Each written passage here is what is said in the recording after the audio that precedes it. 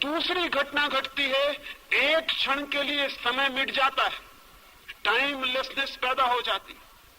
Jesus ने कहा है समाधि के संबंध में, there shall be time no longer. समाधि का जो अनुभव है वहां समय नहीं रह जाता, वो कालातीत है, समय बिल्कुल विलीन हो जाता है, न कोई अतीत है न कोई भविष्य, शुद्ध वर्तमान रह जाता है। सेक्स के अनुभव में ये दूसरी घटना घटती है, न कोई अतीत रह जाता न कोई भविष्य, समय मिट जाता है, एक क्षण के लिए समय विलीन हो जाता है। ये धार्मिक अनुभूति के लिए सर्वाधिक महत्वपूर्ण तत्व है, ईगोलेसनेस, टाइमलेसनेस। ये दो तत्व हैं जिनकी वजह से आदमी सेक्स की तरफ आतुर होता है और पागल होता है। वो आतुरता स्त्री के शरीर के लिए नहीं है पुरुष की, न पुरुष के शरीर के लिए स्त्री की है। वो आतुरता शरीर के लिए बिल्कुल भी नहीं है, वो आतुरता किसी और ही बात के लिए। वो आतुरता है अहंकार शून्यता का अनुभव, समय शून्यता का अनुभव। लेकिन समय शून्य और अहंकार शून्य होने के लिए आतुरता क्यों है?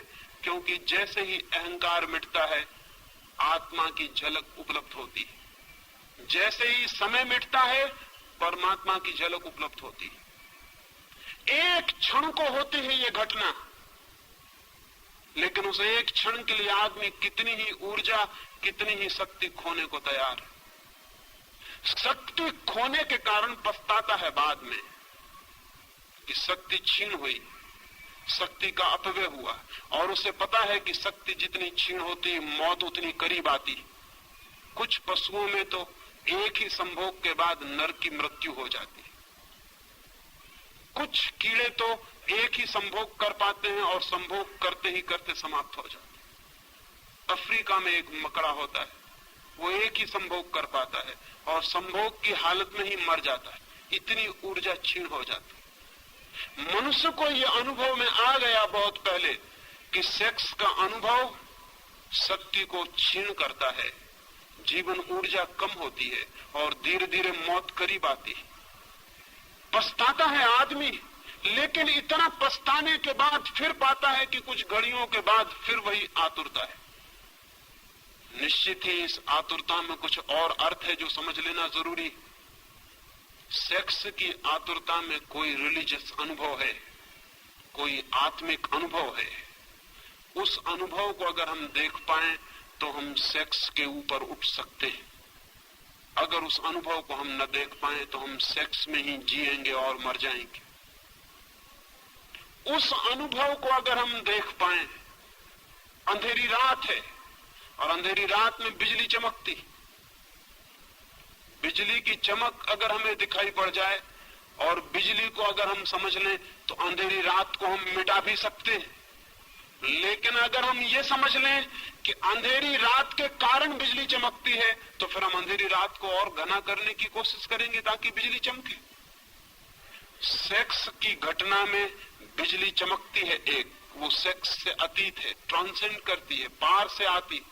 उस पार के अनुभव को अगर हम पकड़ लें तो हम सेक्स के ऊपर उठ सकते हैं, अन्यथा नहीं। लेकिन जो लोग सेक्स के विरोध में खड़े हो जाते हैं वे अनुभव को समझ भी नहीं पाते कि वो अनुभव क्या है। वे कभी ये ठीक विश्लेषण भी नहीं कर पाते कि हमारी आतुरता किस चीज के लिए। मैं आपसे कहना चाहता हूं कि संभोग का इतना आकर्षण क्षणिक समाधि के लिए है, और संभोग से आप उस दिन मुक्त होंगे जिस दिन आपको समाधि बिना संभोग के मिलना शुरू हो जाएगी। उसी दिन संभोग से आप मुक्त हो जाएंगे, सेक्स से मुक्त हो जाएंगे। क्योंकि एक आदमी 1000 रुपए खोकर थोड़ा सा अनुभव पाता हो और कल हम उसे बता दें कि रुपए खोने की कोई जरूरत नहीं, इस अनुभव की तो खदानें भरी पड़ी हैं, तुम चलो इस रास्ते से और उस अनुभव को पालो, तो फिर वो 1000 रुपए खो के उस अनुभव को खरीदने बाजार में नहीं जाएगा। सेक्स जिस अनुभूति को लाता है, अगर वो अनुभूति किन्हीं और मार्गों से उपलब्ध हो सके तो आदमी का चित्त सेक्स की तरफ बढ़ना अपने आप बंद हो जाता है, उसका चित्त एक नई दिशा लेना शुरू कर देता है। इसलिए मैं कहता हूं जगत में समाधि का पहला अनुभव मनुष्य को सेक्स के अनुभव से ही उपलब्ध हुआ है। लेकिन वो बहुत महंगा अनुभव है, वो अति महंगा अनुभव है। और दूसरे कारण है कि वो अनुभव कभी एक क्षण से ज्यादा गहरा नहीं हो सकता। एक क्षण को झलक मिलेगी और हम वापस अपनी जगह पर लौट आते। एक क्षण को किसी लोक में उठ जाते हैं, किसी गहराई पर, किसी पीक एक्सपीरियंस पर, किसी शिखर पर पहुंचना होता है और हम पहुंच भी नहीं पाते और वापस गिर जाते। जैसे समुद्र की एक लहर आकाश में उठती, उठ भी नहीं पाती, पहुंच भी नहीं पाती हवाओं में, सिर उठा भी नहीं पाती और गिरना शुरू हो जाता है। ठीक हमारा सेक्स का अनुभव, बार बार शक्ति को इकट्ठा करके हम उठने की चेष्टा करते हैं किसी गहरी जगत में, किसी ऊंचे जगत में। एक क्षण को हम उठ भी नहीं पाते और सब लहर बिखर जाती है, हम वापस अपनी जगह खड़े हो जाते हैं और उतनी शक्ति और ऊर्जा को गंवा देते हैं। लेकिन अगर सागर की लहर बर्फ का पत्थर बन जाए, जम जाए और बर्फ हो जाए, तो फिर उसे नीचे गिरने की कोई जरूरत नहीं है। आदमी का चित्त जब तक सेक्स की तरलता में बहता है, तब तक वापस उठता है, गिरता है, उठता है, गिरता है, सारा जीवन यही करता है। और जिस अनुभव के लिए इतना तीव्र आकर्षण है, ईगोलेसनेस के लिए, अहंकार शून्य हो जाए, मैं आत्मा को जान लूं, समय मिट जाए और मैं उसको जान लूं जो इटर्नल है, जो टाइमलेस है, उसको जान लूं जो समय के बाहर है, अनंत और अनादि है, उसे जानने की चेष्टा में सारा जगत सेक्स के केंद्र पर घूमता रहता है। लेकिन अगर हम इस घटना के विरोध में खड़े हो जाएं सिर्फ, तो क्या होगा?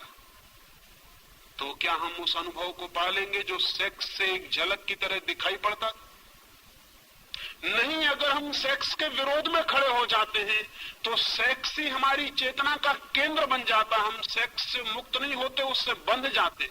वो लॉ ऑफ रिवर्स इफेक्ट काम शुरू कर देता। फिर हम उससे बंध गए, फिर हम भागने की कोशिश करते हैं और जितनी हम कोशिश करते हैं उतने ही बंधते चले जाते। एक आदमी बीमार था और बीमारी कुछ उसे ऐसी थी कि दिन रात उसे भूख लगती थी। सच तो यह है उसे बीमारी कुछ भी ना थी, भोजन के संबंध में उसने कुछ विरोध की किताबें पढ़ ली थी। उसने पढ़ लिया था कि भोजन पाप है, उपवास पुण्य है, कुछ भी खाना हिंसा करना है। जितना वो ये सोचने लगा कि भोजन करना पाप है, उतना ही भूख को दबाने लगा। जितनी भूख को दबाने लगा उतनी भूख असर्ट करने लगी, जोर से प्रकट होने लगी। तो वो 2-4 दिन उपवास करता था और एक दिन पागल की तरह कुछ भी खा जाता था। जब कुछ भी खा लेता था तो बहुत दुखी होता था, क्योंकि फिर खाने की तकलीफ झेलनी पड़ती थी। फिर पश्चाताप में 2-4 दिन उपवास करता था और फिर कुछ भी खा लेता। आखिर उसने तय किया कि ये घर रहते हुए नहीं हो सकेगा ठीक, मुझे जंगल चले जाना चाहिए। वो पहाड़ पर गया, एक हिल स्टेशन पर जाकर एक कमरे में रहा। घर के लोग भी परेशान हो गए। उसकी पत्नी ने ये सोचकर कि शायद वो पहाड़ पर अब जाके भोजन की बीमारी से मुक्त हो जाएगा, उसने खुशी में बहुत से फूल उसे पहाड़ पर भिजवाए कि मैं बहुत खुश हूं कि तुम शायद पहाड़ से अब स्वस्थ होकर वापस लौटोगे, मैं शुभ कामना के रूप में ये फूल तुम्हें भेज रही हूं। उस आदमी का वापस तार आया। उसने तार में लिखा, many thanks for the flowers, they are so delicious. उसने तार क्या कि बहुत धन्यवाद फूलों के लिए, बड़े स्वादिष्ट। वो फूलों को खा गया वहां पहाड़ पर जो फूल उसको भेजे गए। अब कोई आदमी फूलों को खाएगा इसका हम ख्याल नहीं कर सकते, लेकिन जो आदमी भोजन से लड़ाई शुरू कर देगा वो फूलों को खा सकता है। आदमी सेक्स से लड़ाई शुरू किया और उसने क्या क्या सेक्स के नाम पर खाया है, इसका आपने कभी हिसाब लगाया? आदमी को छोड़कर, सभ्य आदमी को छोड़कर होमोसेक्सुअलिटी कहीं है? जंगल में आदिवासी रहते हैं, उन्होंने कभी कल्पना भी नहीं की है कि होमोसेक्सुअलिटी जैसी चीज भी हो सकती, कि पुरुष और पुरुष के साथ संभोग कर सकते हैं, ये भी हो सकता है। ये कल्पना के बाहर है। मैं आदिवासियों के पास रहा हूं और उनसे मैंने कहा कि सब लोग इस तरह भी करते हैं। वो कहने लगे हमारे विश्वास के बाहर है, ये कैसे हो सकता है। लेकिन अमेरिका में उन्होंने आंकड़े निकाले हैं, 35% लोग होमोसेक्सुअल, और बेल्जियम और स्वीडन और हालैंड में होमोसेक्सुअल्स के क्लब हैं, सोसाइटीज हैं, अखबार निकलते हैं, और वो सरकार से ये दावा करते हैं कि होमोसेक्सुअलिटी के ऊपर से कानून उठा दिया जाना चाहिए, क्योंकि 40% लोग जिसको मानते हैं, तो इतनी बड़ी माइनॉरिटी के ऊपर हमला है ये आपका। हम तो मानते हैं कि होमोसेक्सुअलिटी ठीक है, इसलिए हमको हक होना चाहिए। कोई कल्पना नहीं कर सकता कि ये होमोसेक्सुअलिटी कैसे पैदा हो गई। सेक्स के बाबत लड़ाई का ये परिणाम है। जितना सभ्य समाज है उतनी वेश्याएं हैं। कभी आपने ये सोचा कि वेश्याएं कैसे पैदा हो गई? किसी आदिवासी गांव में जाके वेश्या खोज सकते हैं आप। आज भी बस्तर के गांव में वेश्या खोजनी मुश्किल है, और कोई कल्पना मानने को राजी नहीं होता कि ऐसी स्त्रियां हो सकती हैं जो कि अपनी इज्जत बेचती हो, अपना संभोग बेचती हो। लेकिन सभ्य आदमी जितना सभ्य होता चला गया उतनी वेश्याएं बढ़ती चली गई। क्यों? ये फूलों को खाने की कोशिश शुरू हुई है। और आदमी की जिंदगी में कितने विकृत रूप से सेक्स ने जगह बनाई है, इसका अगर हम हिसाब लगाने चलेंगे तो हम हैरान रह जाएंगे कि आदमी को क्या हुआ है। इसका जिम्मा किस पर है? किन लोगों पर है? इसका जिम्मा उन लोगों पर है जिन्होंने आदमी को सेक्स को समझना नहीं, लड़ना सिखाया है, जिन्होंने सप्रेशन सिखाया है, जिन्होंने दमन सिखाया है। दमन के कारण सेक्स की शक्ति जगह जगह से फूटकर गलत रास्तों से बहनी शुरू हो गई। सारा समाज पीड़ित और रुग्ण हो गया है। इस रुग्ण समाज को अगर बदलना है तो हमें ये स्वीकार कर लेना होगा, काम की ऊर्जा है, काम का आकर्षण है। क्यों है काम का आकर्षण? काम के आकर्षण का जो बुनियादी आधार है, उस आधार को अगर हम पकड़ लें तो मनुष्य को हम काम की जगत से ऊपर उठा सकते हैं। और मनुष्य निश्चित काम के जगत के ऊपर उठ जाए तो ही राम का जगत शुरू होता है। खजुराहो के मंदिर के सामने मैं खड़ा था, 10-5 मित्रों को लेकर वहां गया। खजुराहो के मंदिर के चारों तरफ की दीवार पर तो मैथुन चित्र है, काम वासनाओं की मूर्तियां हैं। मेरे मित्र कहने लगे कि मंदिर के चारों तरफ ये क्या है? मैंने उनसे कहा, जिन्होंने ये मंदिर बनाया था वो बड़े समझदार लोग थे। उनकी मान्यता ये थी कि जीवन की बाहर की परिधि पर काम है, और जो लोग अभी काम से उलझे हैं उनको मंदिर में भीतर प्रवेश का कोई हक नहीं। फिर मैं अपने मित्रों को कहा भीतर चले, फिर उन्हें भीतर लेकर गया। वहां तो कोई काम प्रतिमा न थी, वहां भगवान की मूर्ति थी। वे कहने लगे भीतर कोई प्रतिमा नहीं है। मैंने उनसे कहा कि जीवन की बाहर की परिधि पर काम वासना है, जीवन की बाहर की परिधि दीवार पर काम वासना है, जीवन के भीतर भगवान का मंदिर है। लेकिन जो अभी काम वासना से उलझे हैं वे भगवान के मंदिर में प्रवेश के अधिकारी नहीं हो सकते। उन्हें अभी बाहर की दीवार का ही चक्कर लगाना पड़ेगा। जिन लोगों ने ये मंदिर बनाया था वे बड़े समझदार लोग थे। ये मंदिर एक मेडिटेशन सेंटर था, ये मंदिर एक ध्यान का केंद्र था। जो लोग आते थे उनसे वो कहते थे बाहर पहले मैथुन के ऊपर ध्यान करो, पहले सेक्स को समझो, और जब सेक्स को पूरी तरह समझ जाओ और तुम पाओ कि मनुष्य मुक्त हो गया है तब तुम भीतर आ जाना, फिर भीतर भगवान से मिलना हो सकता है। लेकिन धर्म के नाम पर हमने सेक्स को समझने की स्थिति पैदा नहीं की, सेक्स की शत्रुता पैदा कर दी। सेक्स को समझो मत, आंख बंद कर लो और घुस जाओ भगवान के मंदिर में आंख बंद करके। आंख बंद करके कभी कोई भगवान के मंदिर में जा सका है?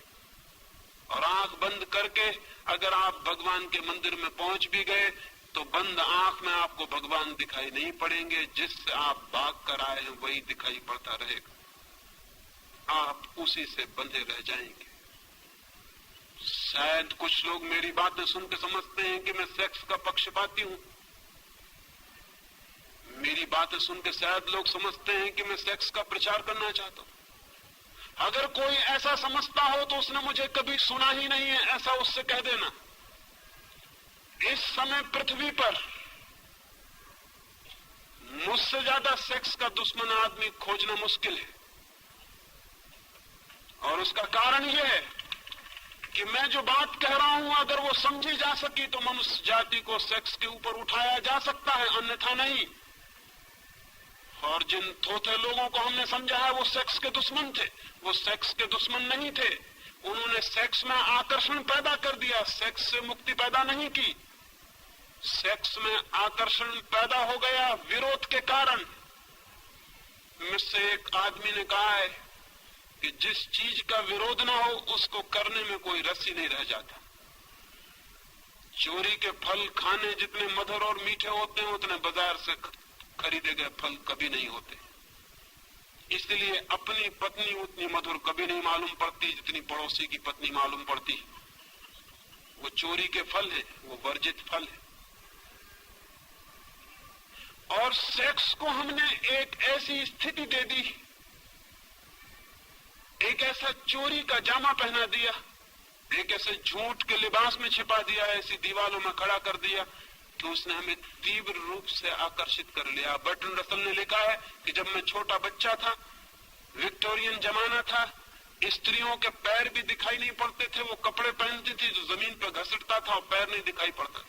अगर कभी किसी स्त्री का अंगूठा दिख जाता था तो आदमी आतुर होकर अंगूठा देखने लगता था और काम वासना जग जाती थी।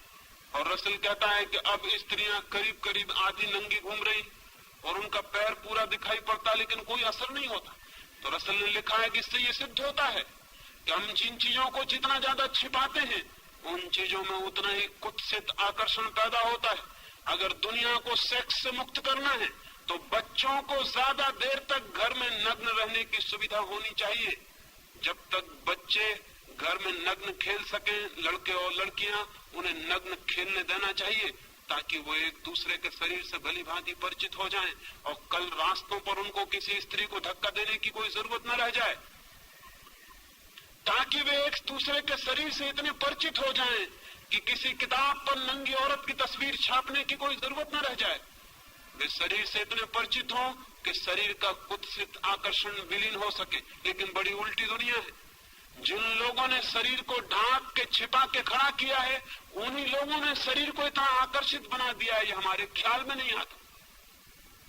जिन लोगों ने शरीर को जितना ढांक के छिपा दिया है शरीर को उतना ही हमारे मन में चिंतन का विषय बना दिया, ये हमारे ख्याल में नहीं आता। बच्चे नग्न होने चाहिए, देर तक नग्न खेलने चाहिए। लड़के और लड़कियां एक दूसरे को नग्नता में देखना चाहिए ताकि उनके पीछे कोई भी पागलपन न रह जाए और उनके इस पागलपन का जीवन भर रोग उनके भीतर न चलता है। लेकिन वो रोग चल रहा है और उस रोग को हम बढ़ाते चले जाते हैं। उस रोग के फिर हम नए नए रास्ते खोजते हैं। गंदी किताबें छपती हैं जो लोग गीता के कवर में भीतर रख के पढ़ते, बाइबल में दबा लेते हैं और पढ़ते हैं। ये गंदी किताबें, तो हम कहते हैं ये गंदी किताबें बंद होनी चाहिए, लेकिन हम ये कभी नहीं पूछते कि गंदी किताबें पढ़ने वाला आदमी पैदा क्यों हो गया है। हम कहते हैं नंगी तस्वीरें दीवारों पर नहीं लगनी चाहिए, लेकिन हम कभी नहीं पूछते कि नंगी तस्वीरें कौन आदमी देखने को आता है। वही आदमी आता है जो स्त्रियों के शरीर को देखने से वंचित रह गया। एक कुतूहल जाग गया है, क्या है स्त्री का शरीर। और मैं आपसे कहता हूं, वस्त्रों ने स्त्री के शरीर को जितना सुंदर बना दिया है उतना सुंदर स्त्री का शरीर है नहीं। वस्त्रों में ढांक कर शरीर छिपा नहीं है और उघड़ के प्रकट हुआ है। ये सारी की सारी चिंतना हमारी विपरीत फल ले आई। इसलिए आज एक बात आपसे कहना चाहता हूं पहले दिन की चर्चा में, वो ये, सेक्स क्या है, उसका आकर्षण क्या है, उसकी विकृति क्यों पैदा हुई है। अगर हम ये 3 बातें ठीक से समझ लें तो मनुष्य का मन इनके ऊपर उठ सकता है। उठना चाहिए, उठने की जरूरत है, लेकिन उठने की चेष्टा गलत परिणाम लाई है, क्योंकि हमने लड़ाई खड़ी की है, हमने मैत्री खड़ी नहीं की, दुश्मनी खड़ी की है, सप्रेशन खड़ा किया है, दमन किया है, समझ पैदा नहीं की। अंडरस्टैंडिंग चाहिए, सप्रेशन नहीं, समझ चाहिए। जितनी गहरी समझ होगी मनुष्य उतना ही ऊपर उठता है, जितनी कम समझ होगी उतना ही मनुष्य दबाने की कोशिश करता है, और दबाने के कभी भी कोई सफल परिणाम, सुफल परिणाम, स्वस्थ परिणाम उपलब्ध नहीं होते। मनुष्य के जीवन की सबसे बड़ी ऊर्जा है काम, लेकिन काम पर रुक नहीं जाना है, काम को राम तक ले जाना है। सेक्स को समझना है ताकि ब्रह्मचर्य फलित हो सके, सेक्स को जानना है ताकि हम सेक्स से मुक्त हो सकें और ऊपर उठ सकें। लेकिन शायद ही आदमी जीवन भर अनुभव से गुजरता है, शायद ही उसने समझने की कोशिश की हो कि संभोग के भीतर समाधि का क्षण भर का अनुभव है, वही अनुभव खींच रहा है, वही अनुभव आकर्षित कर रहा है, वही अनुभव पुकार दे रहा है कि आओ। ध्यान पूर्वक उस अनुभव को जान लेना है कि कौन सा अनुभव मुझे आकर्षित कर रहा है, कौन मुझे खींच रहा है। और मैं आपसे कहता हूं, उस अनुभव को पाने के सुगम रास्ते हैं ध्यान, योग, सामायिक, प्रार्थना, सब उस अनुभव को पाने के मार्ग हैं। लेकिन वही अनुभव हमें आकर्षित कर रहा है, ये सोच लेना, जान लेना जरूरी है। एक मित्र ने मुझे लिखा कि आपने ऐसी बातें कही कि मां के साथ बेटी बैठी थी वो सुन रही है, बाप के साथ बेटी बैठी है वो सुन रही है, ऐसी बातें सबके सामने नहीं करनी चाहिए। मैंने उनसे कहा आप बिल्कुल पागल हैं। अगर मां समझदार होगी तो इसके पहले कि बेटी सेक्स की दुनिया में उतर जाए, उसे सेक्स के संबंध में अपने सारे अनुभव समझा देगी, ताकि वो अनजान, अधकच्ची, अपरिपक्व सेक्स के गलत रास्तों पर न चली जाए। अगर बाप योग्य है और समझदार है तो अपने बेटे को और अपनी बेटी को अपने सारे अनुभव बता देगा, ताकि बेटे और बेटियां गलत रास्तों पर न चले जाएं, जीवन उनके विकृत न हो जाए। लेकिन मजा यह है कि न बाप का कोई गहरा अनुभव है, न मां का कोई गहरा अनुभव है, वे खुद भी सेक्स के तल से ऊपर नहीं उठ सके, इसलिए घबराते हैं कि कहीं सेक्स की बात सुन के बच्चे भी इसी तल में न उलझ जाएं। लेकिन मैं उनसे पूछता हूं, आप किसकी बात सुन के उलझे थे? आप अपने आप उलझ गए थे, बच्चे भी अपने आप उलझ जाएंगे। ये हो भी सकता है कि अगर उन्हें समझ दी जाए, विचार दिया जाए, बोध दिया जाए, तो शायद वे अपनी ऊर्जा को व्यर्थ करने से बच सके, ऊर्जा को बचा सके, रूपांतरित कर सके। रास्ते के किनारे पर कोयले का ढेर लगा होता है। वैज्ञानिक कहते हैं कि कोयला ही हजारों साल में हीरा बन जाता है। कोयले और हीरे में कोई रासायनिक फर्क नहीं है, कोई केमिकल भेद नहीं है। कोयले के भी परमाणु वही हैं जो हीरे के हैं, कोयले का भी रासायनिक भौतिक संगठन वही है जो हीरे का है। हीरा कोयले का ही रूपांतरित बदला हुआ रूप है, हीरा कोयला ही है। मैं आपसे कहना चाहता हूं कि सेक्स कोयले की तरह है, ब्रह्मचर्य हीरे की तरह, लेकिन वो कोयले का ही बदला हुआ रूप है। वो कोयले का दुश्मन नहीं है हीरा, वो कोयले की ही बदलाहट है, वो कोयले का ही रूपांतरण है, वो कोयले को ही समझकर नई दिशाओं में ले गई यात्रा है। सेक्स का विरोध नहीं है ब्रह्मचर्य, सेक्स का ही रूपांतरण है, ट्रांसफॉर्मेशन है। और जो सेक्स का दुश्मन है वो कभी ब्रह्मचर्य को उपलब्ध नहीं हो सकता है। ब्रह्मचर्य की दिशा में जाना हो, और जाना जरूरी है, क्योंकि ब्रह्मचर्य का मतलब क्या है? ब्रह्मचर्य का इतना मतलब है वो अनुभव उपलब्ध हो जाए जो ब्रह्म की चर्या जैसा है, जैसा भगवान का जीवन हो वैसा जीवन उपलब्ध हो जाए। ब्रह्मचर्य यानी ब्रह्म की चर्या, ब्रह्म जैसा जीवन, परमात्मा जैसा अनुभव उपलब्ध हो जाए। वो हो सकता है अपनी शक्तियों को समझकर रूपांतरित करने से। आने वाले 2 दिनों में कैसे रूपांतरित किया जा सकता है सेक्स, कैसे रूपांतरित हो जाने के बाद काम राम के अनुभव में बदल जाता है, वो मैं आपसे बात करूंगा। और 3 दिन तक चाहूंगा कि बहुत गौर से सुन लेंगे, ताकि मेरे संबंध में कोई गलतफहमी पीछे आपको पैदा ना हो जाए। और जो भी प्रश्न हो ईमानदारी से और सच्चे उन्हें लिख के दे देंगे, ताकि आने वाले पिछले 2 दिनों में मैं उनकी आपसे सीधी सीधी बात कर सकूं। किसी प्रश्न को छिपाने की जरूरत नहीं है। जो जिंदगी में सत्य है उसे छिपाने का कोई कारण नहीं। किसी सत्य से मुखरने की जरूरत नहीं है। जो सत्य है वो सत्य है, चाहे हम आंख बंद करें चाहे आंख खुली रखें। और एक बात मैं जानता हूं, धार्मिक आदमी मैं उसको कहता हूं जो जीवन के सारे सत्यों को सीधा साक्षात करने की हिम्मत रखता है। जो इतने कमजोर, काहिल और नपुंसक हैं कि जीवन के तथ्यों का सामना भी नहीं कर सकते, उनके धार्मिक होने की कोई उम्मीद कभी नहीं हो सकती। ये आने वाले 4 दिनों के लिए निमंत्रण देता हूं, क्योंकि ऐसे विषय पर यह बात है कि शायद ऋषि मुनियों से आशा नहीं रही कि ऐसे विषयों पर वे बात करेंगे। शायद आपको सुनने की आदत भी नहीं होगी, शायद आपका मन डरेगा, लेकिन फिर भी मैं चाहूंगा कि इन 5 दिनों आप ठीक से सुनने की कोशिश करेंगे। ये हो सकता है कि काम की समझ आपको राम के मंदिर के भीतर प्रवेश दिला दे। आकांक्षा मेरी यही है, परमात्मा करे वो आकांक्षा पूरी हो। मेरी बातों को इतने प्रेम और शांति से सुना उसके लिए